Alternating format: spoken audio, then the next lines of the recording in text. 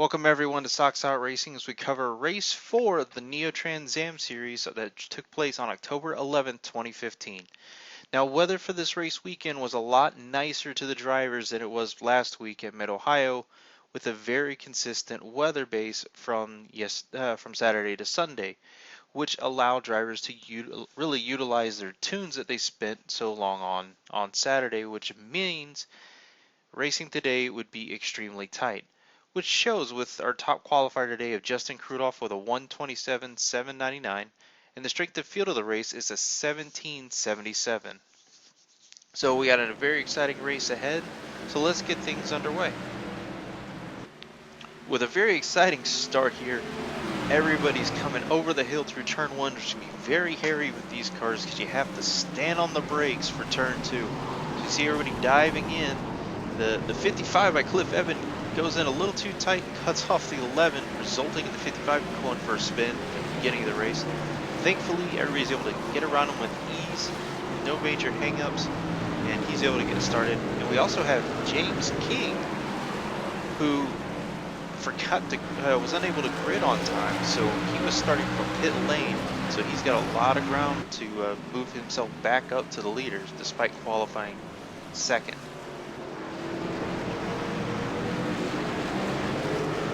So as everybody kind of gets into a rhythm before they start jockeying for position, it's really going to set up for the long haul in this very fast and demanding race.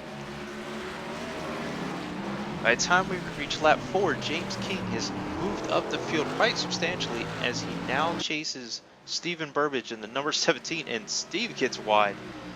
Wow, he's really trying to get that car back under control but keep the throttle in, but he cannot get enough power down, and King's going to leave him behind as we get into lap 5, and James King's actually going to stay in 6th place for quite a while. Meanwhile, battle for 7th really heats up in lap 10 when we've got Stephen Burbage and Andrew Mulder in the 68 car battling it out. We really haven't seen these two battle it out in our series for quite some time, and it's always a treat when we do. These guys have run against each other for years, and it's always fun to watch these two just battle it out because they know each other's strengths, they know each other's weaknesses, and we can see the 17 there, lap 11, takes back 7th place.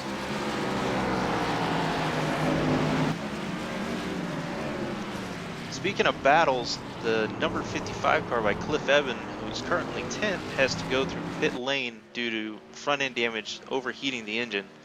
So that's going to put him at the back of the field in Horsley's, and everybody else is going to get a nice free position from it.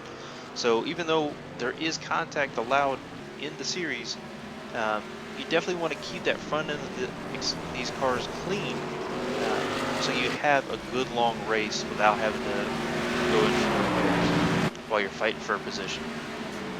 Meanwhile, as we rejoin the front of the field on lap 16, Daniel Thompson makes a play for 2nd place and gets ahead of Clifton Cockrell. We saw these two battle it out at Road Atlanta, so it's really interesting to see how these two continue to fight. However, on lap 17, Thompson goes wide, really wide, in the corkscrew, getting a slowdown penalty, and he's going to let not only Cockrell by, but Craig Williams as well. Now Craig has moved up because they're going through traffic, and give Cockrell a run for his money for 2nd place.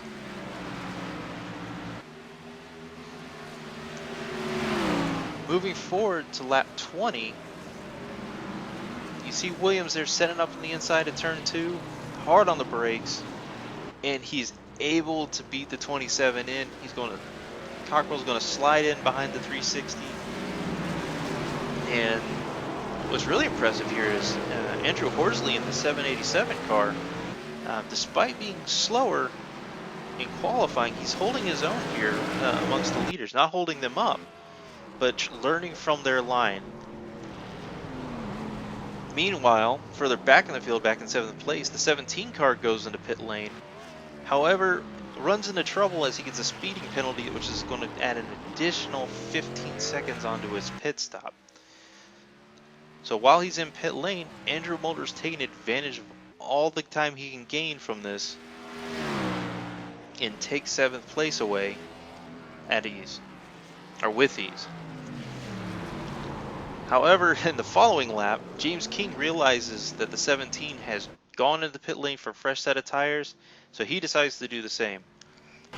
Turns out being very beneficial for the 23 because it keeps the 17 from, at the end of lap 21, the 42 car gets sideways in a similar manner that the 17 did earlier, and Spontig takes advantage of the slip up and takes away 4th place from Daniel Thompson.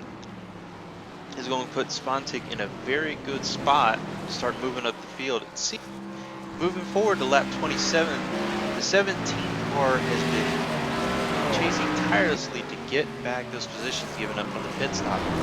As the battle for 8th ensues, he goes on the inside to get around Andrew Mulder in the 68 car going through the corkscrew. This isn't the first pass we've seen here, but it's definitely one of the bravest ones towards the end. But when you have just 2 laps to go and you still have another car to pass to not be losing spots from an earlier pit stop, you kind of put it on the line here at the end. So as we come down the front straight for the second to last time to start the final lap, the 17 has to catch the 38 driven by George Johnson to take back 7th place. Now this is one area that having fresher tires will help out, and you'll be able to see that here. You see the 17 can carry a whole lot more momentum through the corner, which is going to set him up for a very good pass here in turn 4. To go through the sleeper, the 17 goes a little sideways to hold that inside line, but since he has the fresher set of tires, he's able to hold it off and get a nice clean pass on the 38, and he holds the position all the way through to the end of the lap.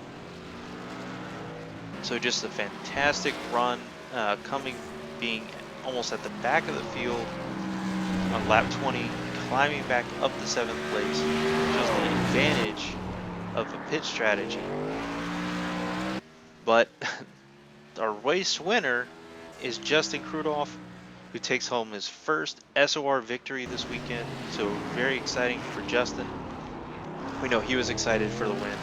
Second place is Craig Williams.